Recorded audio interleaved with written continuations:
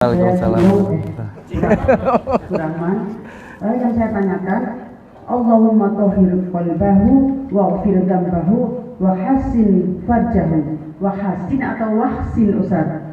Terus doa itu diucapkan setiap saat atau waktu sholat saja. Demikian pertanyaan saya. Terima kasih. Monggo singkat padat. Wahsin Bunda. Wahsin, ya meskipun di situ ada alif tapi langsung ke huruf haknya. Wahsin farjahu. Tapi tetap ada huruf alifnya itu. Wahsin sebenarnya, tapi bacanya bisa langsung wahsin farjahu. Yang kedua dibacanya itu, ini sebenarnya doanya Rasulullah kepada seorang anak muda yang mau berzina. Jadi konteks ayat ini, konteks doa ini ketika Rasulullah sedang mendoakan seorang anak muda yang mau berzina, Pak. Hadis riwayat Imam Muslim. Maka yang dilakukan Rasul itu menyentuh tubuhnya. Saat itu menyentuh dadanya. Maka kalau panjenengan punya anak yang bareng-bareng, satu tinggal satu rumah, usahakan disentuh dadanya. Izin dulu, karena anak zaman sekarang kan belum tentu suka disentuh sama orang tuanya. Tapi kalau misalnya anaknya kemudian jauh, kalau misalnya anak yang satu rumah, nunggu mereka tidur saja. Panjenengan sholat tahajud, kemudian masuk ke kamar anak, pegang dadanya, maka kemudian didoakan dengan itu. Karena Rasul megang dada. Yang kedua, kalau jauh, beda kota, beda rumah, panjenengan misalnya pas sholat tahajud atau pas apa kondisinya, kalau bisa ini kata dalam kitab Al-Hikam disampaikan Ibnu Athaillah Iskandari, itu kemudian melihat fotonya.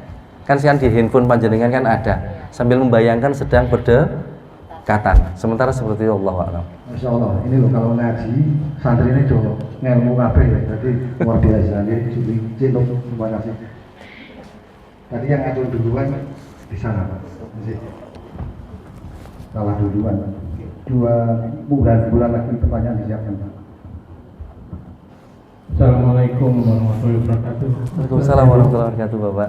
Saya tadi mendengar tanggung jawab orang tua anak itu ternyata saya kira hanya sampai dewasa atau ternyata sampai terus, mungkin sampai tua dia jadi mbak, atau itu tetap tanggung jawab kita ya sebagai orang tua.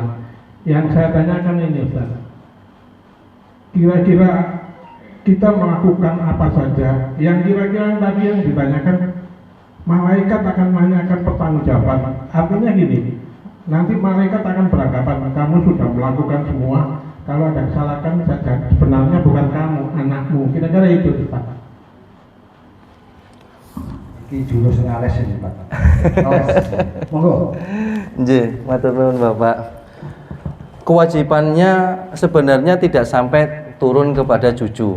Sebagaimana saya sampaikan, karena kita diciptakan oleh Allah, kakek nenek itu nggak akan pernah bisa mendidik cucu. Mulai tadi hormonal, mulai fisik, mulai komunikasi, banyak nggak nyambung dengan cucu. Tapi yang kita sampaikan adalah tadi ayat ke-21 dari surat ke-52, di situ nanti cucu akan bisa bergabung dalam satu surga seluruh keluarga besar. Nah, dari situ salah satu pendapatnya Ibnu Abbas mengatakan, apapun yang engkau lakukan, tolong engkau berikan kepada orang-orang yang engkau cintai. Saya ulangi lagi, apapun yang engkau lakukan, tolong berikan kepada orang-orang yang engkau cintai. Dalam arti di sini adalah keluarga besar kita yang kita cintai. Berarti kakek juga bisa kepada cucu untuk memberikan sebuah kebaikan dari amal ibadahnya. Jadi yang saya maksud dari kakek kepada cucu, kita itu sekali-kalilah kita melakukan sesuatu, kita transferkan untuk cucu. Bahkan nanti kalau punya cici dan lain sebagainya. Ada kok ucapannya Ibnu Abbas, tolong diikuti kata-kata ini. Mohon diikuti Bapak Ibu. Ini adalah ucapan ahli surga yang dia masuk surga, tapi orang-orang yang dia cintai itu belum masuk surga. Maka dia mengucapkan, tolong diikuti, ya Rabbi, qad amiltu li walahum. Sekali lagi, ya Rabbi, qad amiltu li walahum. Artinya, ya Rabbi, ya Allah, qad amiltu, aku melakukan semua amal kesolihanku ini, li, aku niatkan untukku, walahum, dan aku niatkan untuk mereka semua. Siapa mereka? Keluarga besarku, bukan hanya keluarga inti, keluarga besar. Yang ini saya maksud adalah sosok kakek masih memiliki keterikatan kepada cucu dengan memberikan transfer amal ibadahnya. Pertanyaan berikutnya, kalau kita memang benar-benar tidak salah, orang tua ini benar-benar sudah melakukan semua kewajibannya, maka saya minta yang pertama kali, coba dimuhasabah dulu. Apakah benar-benar semuanya sudah kita lakukan kewajiban? Contoh kasus singkat, ada seorang bapak-bapak bilang sama saya, Ustadz, saya kan sudah ngasih nafkah, saya kan sudah memberikan pendidikan terbaik, maksudnya menyekolahkan, bla bla bla bla. Kalau anak saya ini bermasalah, saya kan sudah nggak punya tanggung jawab, karena semua sudah. Maka saya jawab, Pak, rukun Islam itu ada 5. Kalau panjenengan sudah melakukan syahadat dan melakukan sholat, apakah yang nomor 3, 4, 5 gugur otomatis? Apakah gugur, Bu? Kalau sudah 2 ini dilakukan, apakah yang 3 ini gugur? Tidak. Kalau panjenengan sudah mencari nafkah, pertanyaan saya, apakah mendidik anak juga gugur? Tidak bisa. Kewajiban satu dilakukan, yang lainnya tidak bisa gugur. Karena mohon maaf, seorang ayah kebanyakan karena bekerja, merasa sudah cukup, inilah yang dia berikan kepada anaknya, ternyata anaknya masih ternyata mengalami hal seperti itu, maka saya katakan, kita sebenarnya tidak pernah akan bisa selesai tuntas paripurna melakukan kewajiban kita dalam mendidik. Kalau dalam memberi nafkah mungkin kita tuntas, dalam kita memberikan nasihat mungkin kita tuntas, tapi terkadang kita lupa menjaga. Kenapa? Karena memang kita tidak bisa hidup 24 jam dengan putra putri, apalagi anaknya sudah punya kehidupan keluarga yang lain. Maka disinilah yang terkadang dilupakan kita orang tua, kita ini merasa cukup puas dengan apa yang telah kita lakukan. Padahal yang kita lakukan sudah benar merupakan kewajiban, tapi tidak menggugurkan kewajiban yang lain. Salah satunya adalah saya katakan tadi itu adalah perhatian orang tua. Khusus yang ini sering kita abaikan. Melihat anak sudah oke, melihat anak seperti ini, sudah mantap lah, sudah aman, sudah tentrem, sudah selesai tugasku. Belum. Tugas kita adalah sampai titik kehidupan kita. Saya tutup dengan ucapan Nabi Nuh tadi. Ada seorang bapak kemudian bilang, Ustadz, siapalah saya Ustadz? Nabi Nuh saja nggak bisa didik anaknya. Apa meneh aku Ustadz? Ini jawaban ngeles. Ya, Pak, anaknya kok bermasalah? Loh, aku ini manusia biasa Ustadz. Loh, Nabi ya, loh anaknya bermasalah. Maka saya jawab singkat, Pak, Bapak memiliki anak yang bermasalah karena anaknya bermasalah ini masih hidup loh Pak.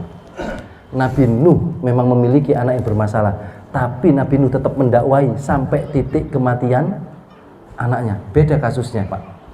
Jangan pakai dalilnya Nabi Nuh, karena anak Anda masih hidup, Bapak masih hidup, maka tidak boleh melepas tanggung jawab. Seperti itu, wallahu a'lam bishawab. Bismillahirrahmanirrahim.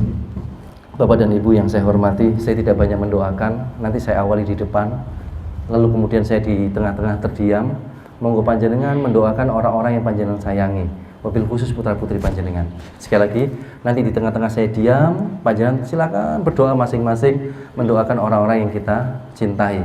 Semoga Allah memberikan perlindungan kepada orang-orang yang kita sayangi. Baru kemudian kita tutup bersama-sama. Bismillahirrahmanirrahim. Alhamdulillah wassalatu wassalamu ala Rasulillah sallallahu alaihi wasallam.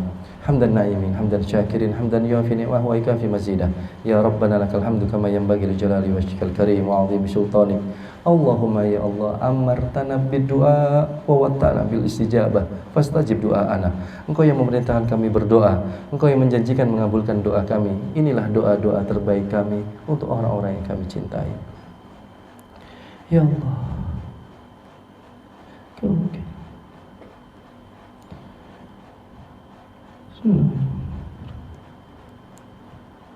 Allah.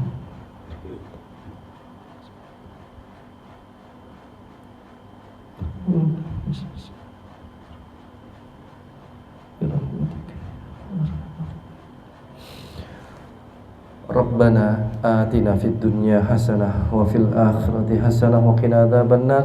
Wa sallallahu ala khalqil mursalin sayyidina Muhammadin sallallahu alaihi wasallam wa bil hurmati da'wahum fiha subhanakallah wa tahiyatum fiha salam wa akhiru da'wana anil hamdulillahi rabbil alamin bi barakatil Fatihah.